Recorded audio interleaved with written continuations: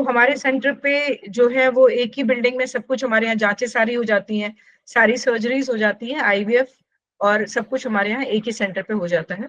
Next slide please. हम लोग क्या 2 ओपीडीज हैं, वो थोड़ा सा प्राइवेसी को मेंटेन करने के लिए, कई बार पेशेंट्स नहीं चाहते कि हमारा आईवीएफ हो रहा है तो पता चले, तो वो पेशेंट्स को मेंटेन करने के लिए हम लोग 2 ओपीडीज रखते हैं।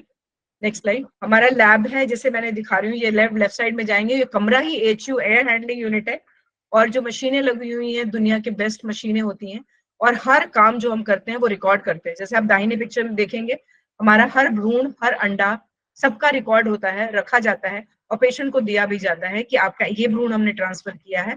और हमारे पास एक आरआई विटनेसिंग का सिस्टम भी है, जिसमें कि हम हर डिश पे पेशेंट के चिप लगा देते हैं, और ताकि उनकी मिक्सिंग अप गैमेट्स के ना हो पाए।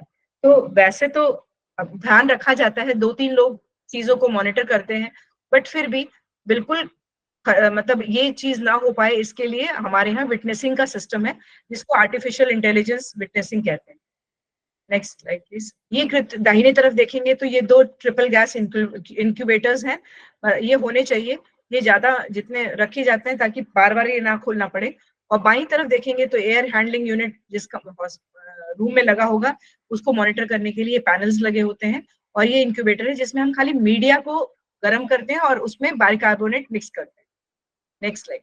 ये हमारे यहाँ ऑटोमेटिक सीमेन एनालिसिस मशीन है, जो कि एक बहुत ही हाईली डेवलप्ड इजराइल की मशीन है। इसमें खाली sample with in few minutes सारा रिकॉर्ड होके निकल आता है। इसमें स्पर्म की चलने की गति और सब कुछ ऑटोमेटिक आता है, तो ये बहुत ही एडवांस सीमेन एनालिसिस मशीन है। Next slide please.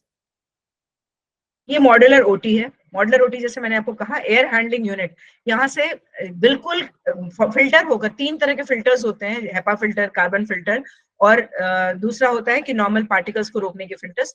3 फिल्टर्स से फिल्ट्रेट होकर एयर बार बार उस कमरे में आता है, एसी से ठंडा होकर। तो ऐसे यूनिट होने चाहिए ताकि जो अंडा जहां निकाला जा रहा है वहां टेम्परेचर मेंटेन हो सके, वहां एयर की क्वालिटी मेंटेन हो सके, ताकि अंडा निकलने से लेके भ्रूण बनना और बच्चे को अंदर वापस डालने का काम, एम्ब्रियो ट्रांसफर का काम भी हम इसी कमरे में करते हैं। वो सब कुछ एक क्लीन एनवायरनमेंट में हो सके ताकि सक्सेस रेट बढ़ सके। Next slide please. ये हम लोग यहाँ पेशेंट्स का रिकवरी रूम है। Next slide. तो जैसे मैंने ये दिखाया कि ये हमारे पेशेंट्स टेस्टिमोनियल्स देखे जाते हैं कि हमारा ये हुआ काम और हमारा इतने में सक्सेस आया। तो जैसे आप कभी किसी सेंटर को देखना चाहें तो उनकी टेस्टिमोनियल्स भी पढ़िए, उसमें पेशेंट्स अपनी कहानी लिखे रहते हैं, तो आपको पता चल जाता है कि हाँ कहाँ पे क्या कैसे हुआ। जैसे आईयूआई से भी बहुत पेशेंट कंसीव करते हैं हम लोगों के यहाँ, आईवीएफ से भी करते हैं, बहुत पेशेंट्स हैं जो नॉर्मल दवा से भी कंसीव करते हैं, क्योंकि बहुत पेशेंट आते हैं जिनको पीसीओडी होता है, यंग होते हैं, अंडे ठीक होते हैं, सब कुछ ठीक होता है। तो बहुत बार अभी जैसे 2 ही 3 महीने में 2-3 पेशेंट्स हैं जो गोली से खाली कंसीव कर जाते हैं, तो ऐसे लोग भी होते हैं। तो ये टेस्टिमोनियल्स आप पढ़ेंगे तो आपको उस सेंटर के बारे में पता चलेगा।